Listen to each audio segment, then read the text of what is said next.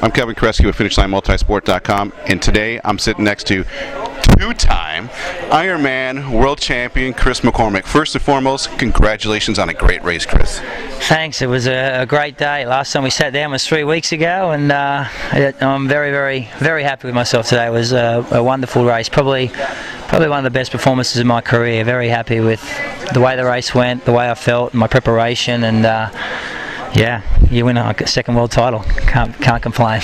That puts you in a whole different realm now. I mean, you got one, and that puts you obviously in the champion. Now it's number 2.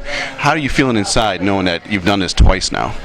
Well, I got told I'd never win it once, so to win it twice, it's for all the big guys that, I grew up with this race. I grew up loving this event, and just worshipping guys like Jürgen Zach, Paulie Kiuru, Lothar Later. These guys that were bigger guys, and I try and win these races for them. It's good for the heaviest guy, I'm 178 pounds, so to win here and be a big bloke is very, very nice. So like you said, there's Norman Stadler, Craig Alexander, Tim DeBoom, Peter Reid, multiple champions of this race, and it's a pretty nice list of people to be on that trophy with.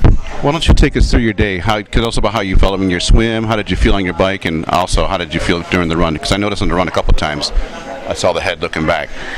Yeah, well, coming into this race, it was the who's who, the New Brigade with the Ray Alerts, Terenzos, the Rasmus Hennings, and, I really felt I had nothing to lose. I don't think many people gave me kudos for my performance last year. I had a terrible swim. I was 3:30 down, and I ended up missing the title by 4 minutes. So I was 3:30 down on the group I'm usually with, and so I walked away from last year's race pretty, obviously very, very happy with my performance, and I knew I could fix the problems that happened, and I changed my season around and raced a lot less and stayed home a lot more, and was really keying up for this race, and I felt wonderful. My swim was right where it needed to be. I really worked hard in the off season on that. I was swimming with Rasmus Henning all the way out to the far turn, and then really just sat in the group and switched off, and I knew once I was in that group, my game plan was to cruise out to Harvey and then really apply the pressure. I didn't want to get into a running race with Craig Alexander, and I've seen the results. He ran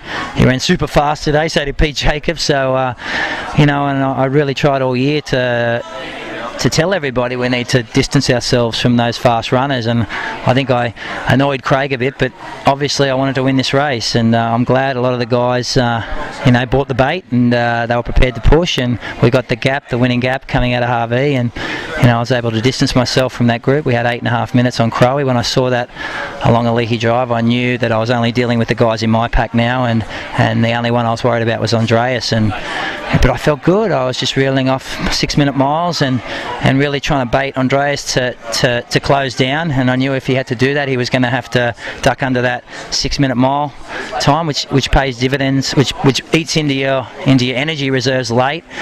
I had a rough patch. I was a minute 20 up, going up towards the energy lab, and I had a rough patch. Andreas was taking about 10 seconds a mile out of me, and I sort of thought to myself, you know what, let's take our time, get through these aid stations. The way this race works, you tend to have these fluctuations in energy as you get later in the race. Sometimes you feel bad, sometimes you feel good, and it's very much based on your nutrition. So I thought if I could get that nutrition in, into that energy lab and out, if he caught up to me, maybe I'd be getting on an up wave as he caught me, and he would have burned all these matches to get up to me, and I feel like that's exactly what happened, because when he caught me, I actually felt really good, and he ran up onto me, and I thought, okay, let's move along here together.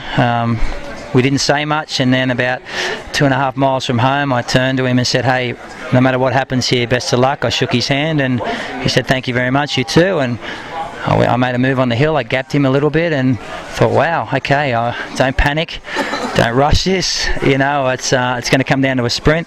As we're coming down Palani Hill, I saw him go for an aid station, it's the last aid station before the finish, and I just hit the gas. I thought, mate, what are you doing? And I was able to get about 100 metres very, very quickly.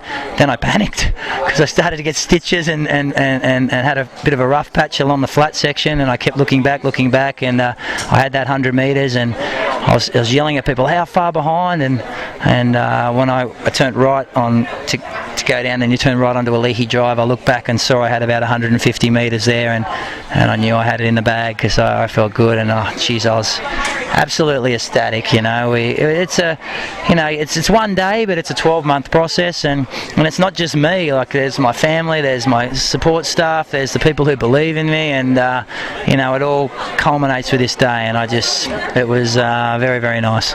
What was it like going down that home stretch, knowing that you and Andreas were that close together? What was going on through your mind at that point? Coming up the hill, the only time that's ever happened was Mark and Dave in '89, and Mark made his move on that hill. So I was a little bit apprehensive because there's still a long way to go, and I was really hoping that his inexperience would be my strength. And I've been here 9 times, and it's a long way from home, and I knew that, and I just tried to use that a lot more. And in the end, I think he made a rookie mistake in Kona. You don't need to drink that last mile when you're in the hunt for the win here, because these wins don't pop up. You don't get opportunities like that, and I think he's going to look back at this race. I'm sure he's got the talent to win this multiple times, and but I think he might look back in a few years, and this could be the one that got away. Well, Chris, congratulations on number 2, and once again, thanks for meeting with us. I'm Kevin Koreski with FinishLineMultisport.com, and this is 2-time Ironman World Champion Chris McCormack.